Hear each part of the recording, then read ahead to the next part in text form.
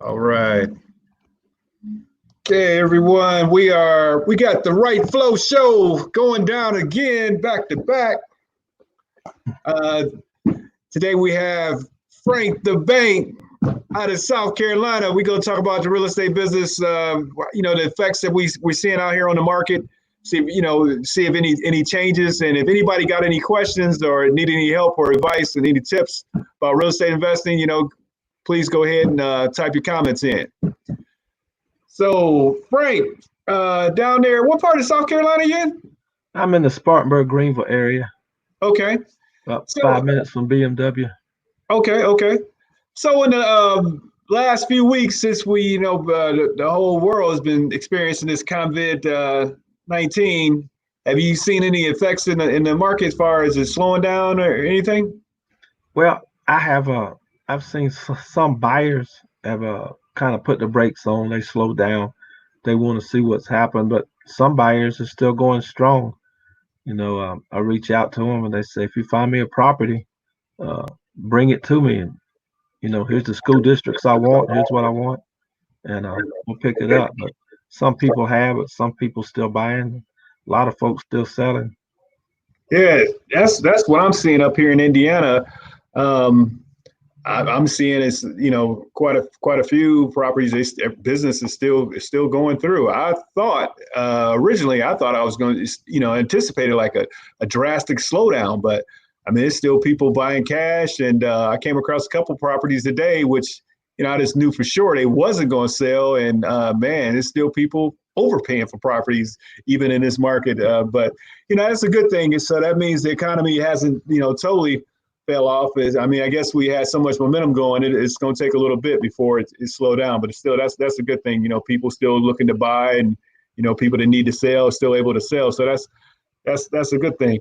Um, One thing that I think is kind of cool, man. I know you don't talk too much about the creative financing, but you got a lot of creative ways that you structure deals. Because mainly up here in the Midwest, mainly I deal with houses, mainly houses. That's usually what I go after, mainly houses. And in the past, I've done with duplexes and apartment buildings and things like that. But you have a unique way, not just doing creative deals and with the private money and things like that, but also with the mobile homes and the land. You was telling me about a mobile home deal you did not too long ago, and the creativity with that. I thought that was kind of amazing. Can you share with the folks about that deal you did with the land and the mobile home? Sure, I'm trying to remember. Could you be more specific? I did a couple here lately. I let's see. I believe you had mentioned about you did a deal where you got like 50% of the land. Oh And yeah, I closed on that one yesterday. Okay. yeah, Yeah, yeah. yeah. What that one was we got a property under contract, a house and a lot, and and there was a vacant lot beside it that two brothers owned. So we Mm, got both under contract, and was looking for a buyer, and one needed quite a bit of rehab, so uh, wasn't finding a buyer there, and these people was ready to close. So I did find a buyer looked at it, and he said he would owner finance it, that he mm. could pay it off in 2 years, uh, easy, probably in 1 year. Is his goal is to pay it off quick.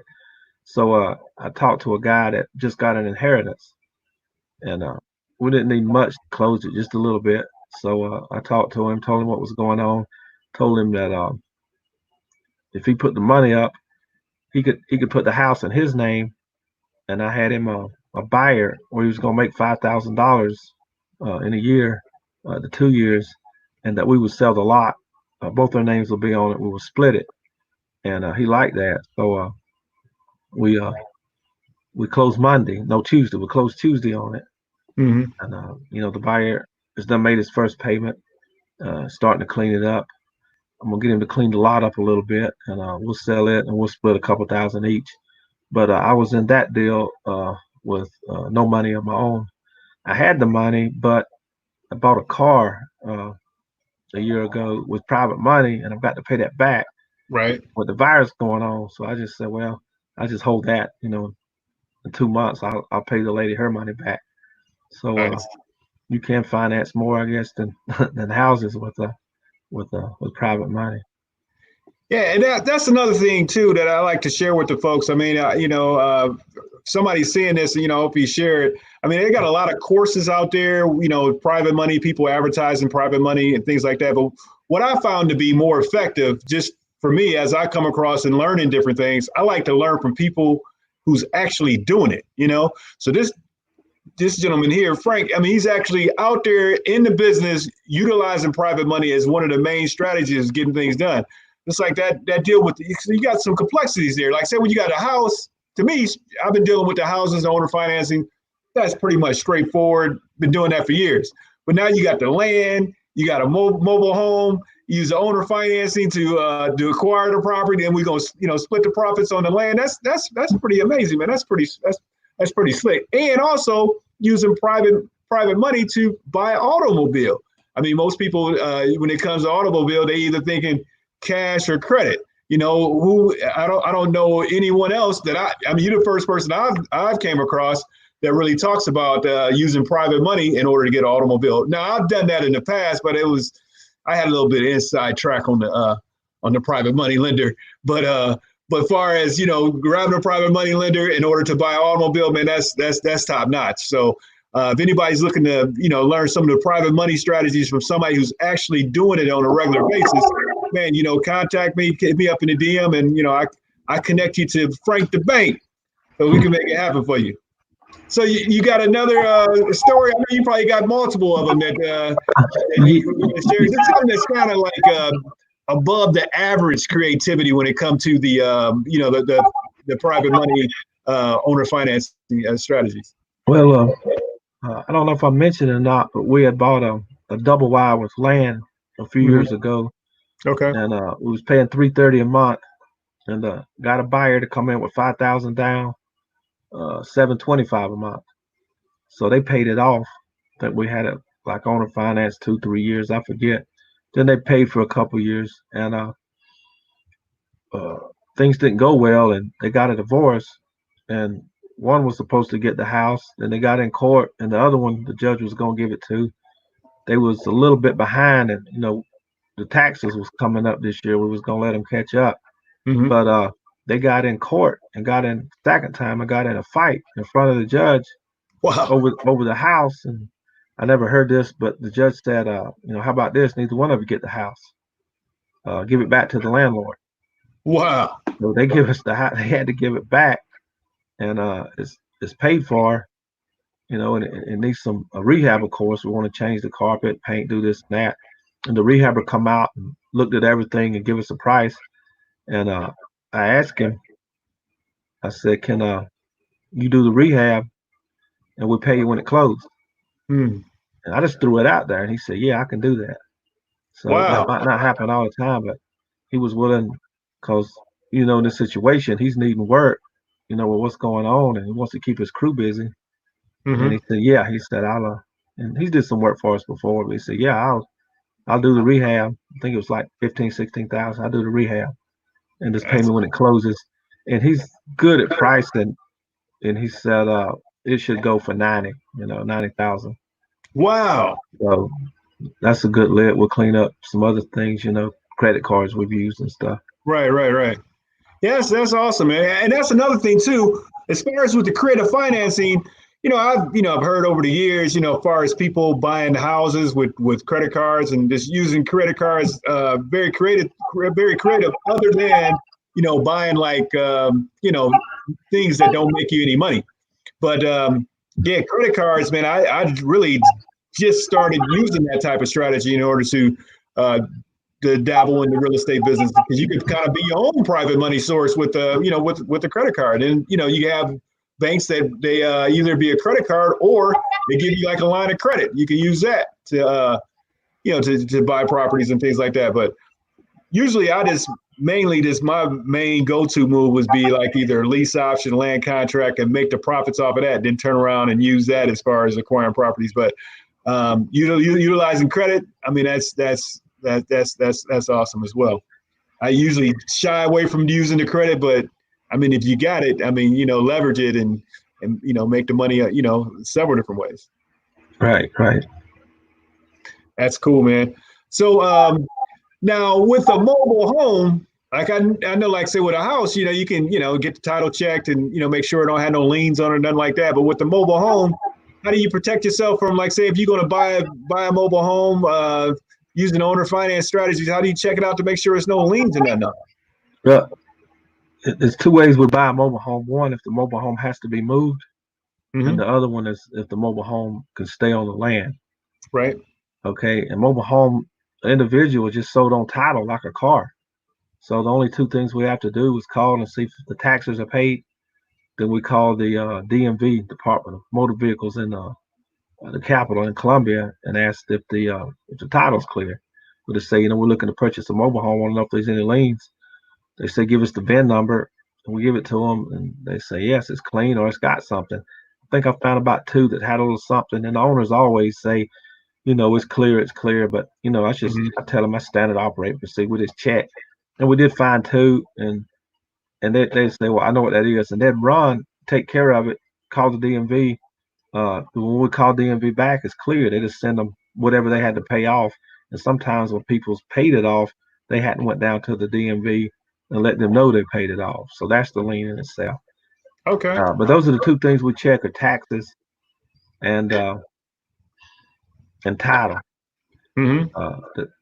If the mobile home is with the land, we have to check if it's detitled or not detitled. What that means, they get a tax bill for the land only, and they get a separate tax bill for the mobile home. For us to sell it, it's more valuable if it's been detitled and there's only one tax bill Mm-hmm. treated as a house for the land and the mobile home. And Okay. in that case, if it hadn't, then we try to do the paperwork to get it detitled. Sometimes we have to do some brick underpinning if it needs it, certain tie downs up underneath. But that's fine. And we have to check too if it's the first time it's been moved, if it's moved there and set up once, not moved all over the place. There's a Mm-hmm. few rules to check out. But if it's been detitled already, we can sell it just like a house. If we have to get it detitled, it's like $500 to a lawyer. And they'll get it detitled. We're good to go, and it's a whole lot more valuable. Nice, man. That's nice. So I guess comparing the mobile homes to houses, as far as cash flow, I've heard a lot of good things about the mobile homes, as far as it could be like a cash cow compared to the houses. Definitely. What are your thoughts? Oh, definitely, definitely. We've got mobile homes that we actually, don't have a whole lot in, but we'll own or finance them, so we don't have to do any of the maintenance, and the money, comes in every month. And we've had several times where people just call us up and say they got to go, so they Hmm. leave. We ask them to leave it broom swept. They leave, and we put another, you know, tenant buyer in there. And as far uh, as renting, they're easy to rent. A lot of times you don't have to own the dirt. If you've got a mobile home in a park, just let the park owner know what you're doing when you start. That you're subleasing it out. Make it nice. It's going to nicest park in the mobile home in the park. Then you Right. bring the people in. You let them know the mobile home price or the rent, and you let them know the lot rent. So if lot rent's 150, rent's 350, whatever it is, that's, whatever that comes to, 4, 5, 600 a month. Mm-hmm. Then so you're collecting there. The only exposure you got is if they don't pay, then you're liable for the. So it's good to get a good security deposit up front Right. that would cover a couple months if you have to, move somebody out and get somebody else in. But they are they're cash cows. They're it's called affordable housing. A Okay. lot around here, a lot of folks can't afford $1,000, $1,200 a month, for a house payment or 1,500, but Gotcha. they can afford 650, 725, stuff like that, pretty Okay. comfortable. So it's got its it's got its place.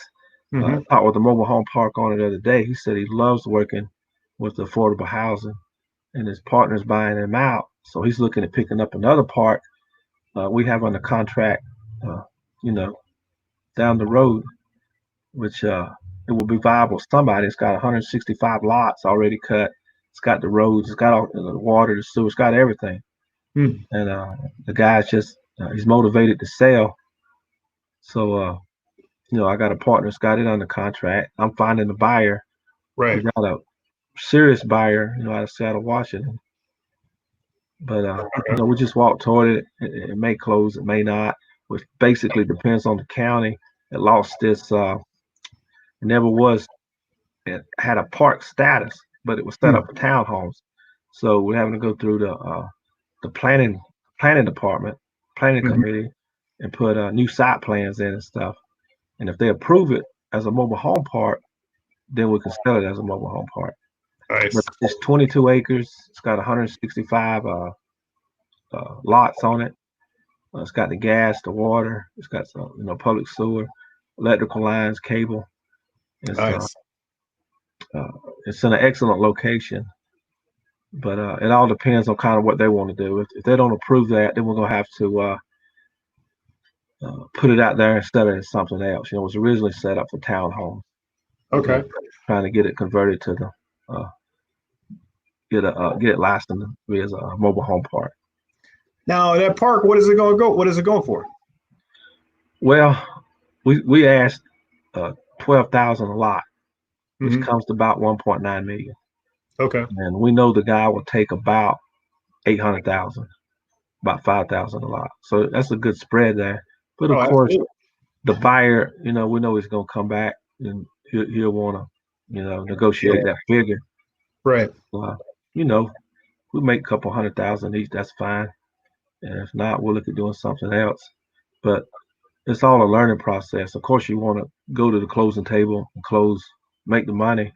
Hmm. But we did pull a private guy, a private investor on this one. The way it was working is we got it under contract. I think 90 days, a couple months, something. And at Okay. some point, 20,000 had to be put down. Oh, wow. Yeah, just as earnest money at the end. Okay, Hmm. 20,000. Uh, the buyer that we found, he's wanting to see site plans before he puts anything down. Right. The seller is working on getting the site plans, but because of the virus going on, the county's working, cut their hours down, Right. and it's slow getting everything, you Mm. know. So I showed it to two people, drove the park. One of them said that they would do it, so would they put 20,000 down? And I told them, it will be with a lawyer, it will be with us. The attorney will hold it. Right. If we close, we give him 20% on his money, so he's gonna make 4,000. He'll make 4,000 immediately. And I told him if it didn't, there's nothing we could do, but his money's protected. And he said he'd do it. He said, yeah, you like that. So if it doesn't close, I mean, your offer is contingent on that getting that site plan and then being able to sell it as a mobile It, home. I'm it, assuming. it is because if it's not a mobile home park, they're not gonna let him put more than one mobile home on that 22. Oh, It's wow. crazy, yeah. Yeah. Maybe two. I mean, you can't put so many, then they're gonna call it a park. And if you Right. don't have the license or status for a park, they don't want you to do it. Right. So we'd have to change up to put something else there, stick built, something would Hmm. have to put the change up. Nice. Nice. Now, what about this? I was just kind of curious. I know up here, I know there's some investors. They were trying to build those tiny homes, those container homes. Yeah, Are you seeing? Is there some investors doing that? Like, say, if you got a mobile home park, could you throw those container homes on there?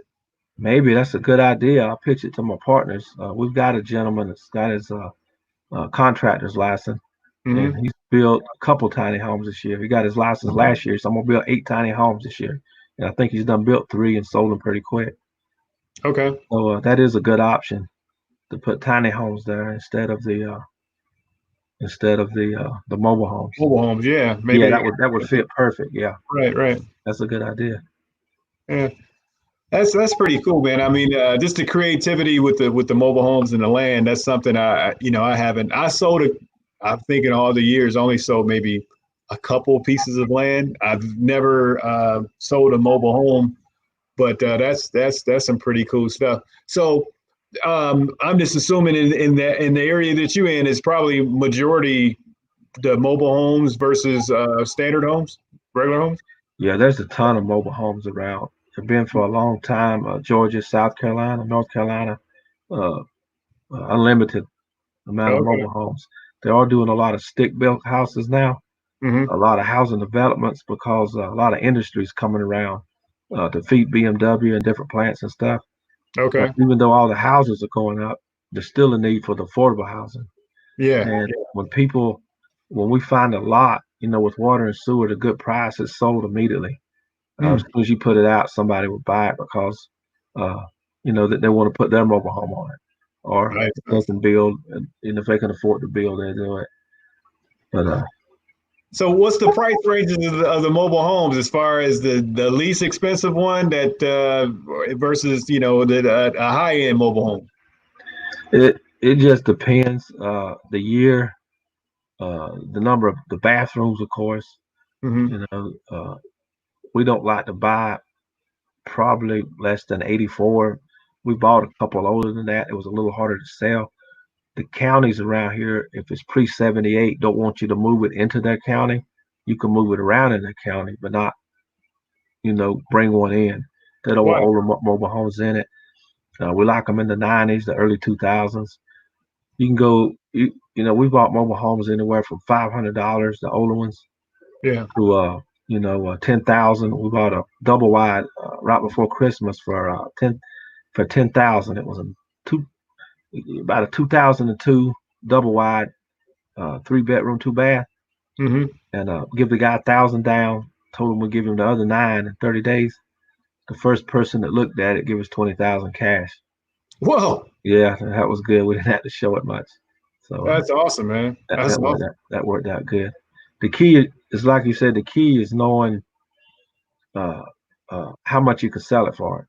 Right. If you know how much you can sell it for, then you know how much you can give for it. Hmm. And you have to let the homeowners know, if they want it moved off. Movers are backed up 4 to 6 weeks all the time. But that gives us time to find an end buyer. And we let them know, so look, we want to put a lockbox on it. Most of them are vacant. We want to start marketing immediately for a renter or for a, end buyer. And they said Right. that I said that's fine. I mean, they know we're in business, Hmm. uh, to make a profit.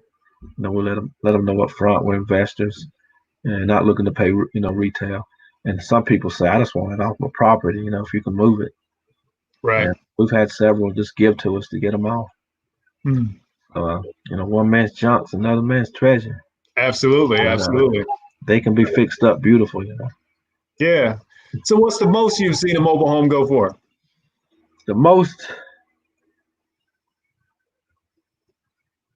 it would probably wouldn't be much over 10. There's one lady worked with us as a dealer, and Really? she can get brand new double wides, 3 bedroom, 2 bath for 35,000, dropped off, set on blocks, level, air conditioned, all the appliances except a dishwasher For how uh, much? for about 35. Wow. You got a dealer license. You'd be surprised what they pay for those things. It's not much as people think. There's a big markup. Yeah, because I mean I looked into them. I was working with some investors that was looking to do some of the tiny home container home business here, and we were looking at some mobile homes, and man, they were just as much as a house. I mean, I've seen them up to 100,000 here. Oh, you're talking about not what we pay, but what we sell. Yeah, we've Yeah, sold yeah. probably. We bought one. It was around a 2,000. It was on land. We got it for 27. Subject to. He said, just give me 1,000 to help me fix my air conditioning unit. His bill was Mhm. $100 a week. We paid that, rehabbed it, and we sold it for over 100. We Nice. had a full price at about 130 something, but they wanted a ton of inspections. It was going attorney closing, and then somebody come behind them offered like 110 or something and said all cash, no inspection, closing 7 days. So we of course we Right, took right. that one. It was quick, it was clean, and everything worked out. Nice. So you picked it up for 20 something. You sold it for over 100. Yeah, yeah. And the new ones my partner's doing, the lady with the she'll pick one up, have it moved up for 30. Somebody will put the land up and some cash to, do the skirting and the porches. Hmm. She'll sell it for 100 and 120, 130,000 all day long. Wow. The new one on land in the right spot. Yeah. Hmm. Yeah, but we got a closing coming up Tuesday and it's going for over 100. And it's just a little short double wide on them, about 3/4 of an acre. It's just a little, Nice. good place. It was somebody had passed away, and they wanted to sell it after so many years, and we picked it up. We got it for around 50.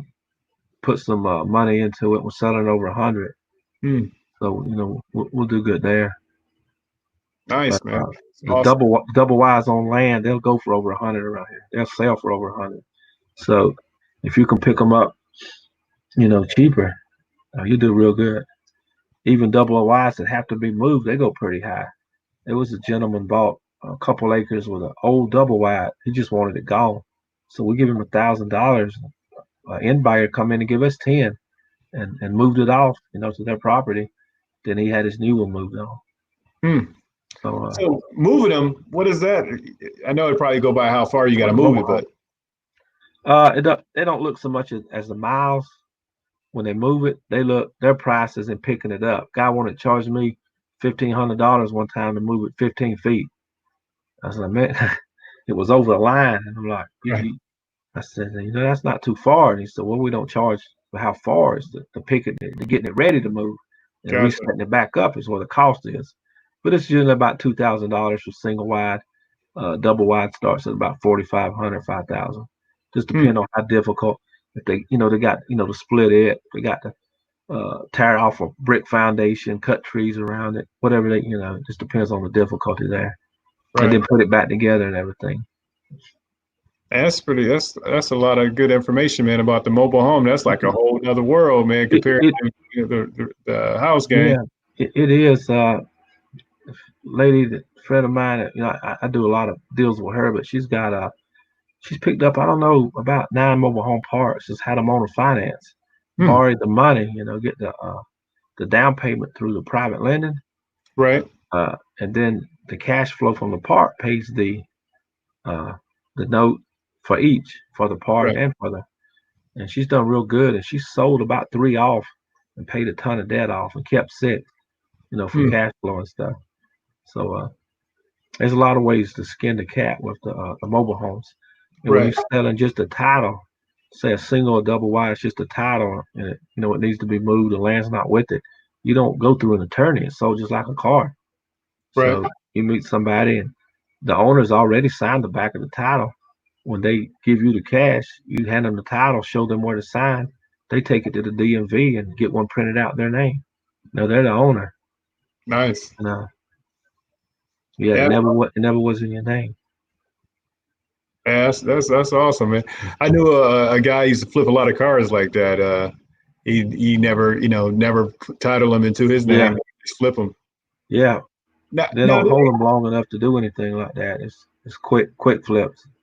do they have any like I know with cars, if you flipping cars, not that I've flipped a lot of cars, but this from my little research, you flipping cars, if you sell so many of them, you can run the risk of them labeling you as a dealer.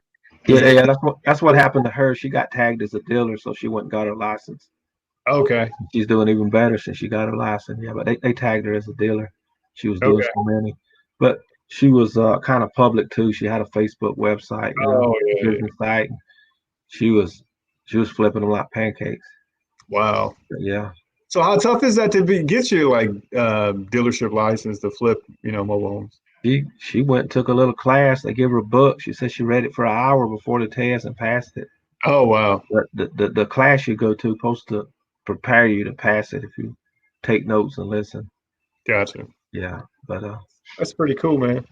you can buy as many as you want to rent. You're okay, but if you start selling them, rules in South Carolina is they don't want you to sell more than 3 without a Hmm. dealer license. But you can get an LLC and put 3 in it or 3 Right. in somebody else's name.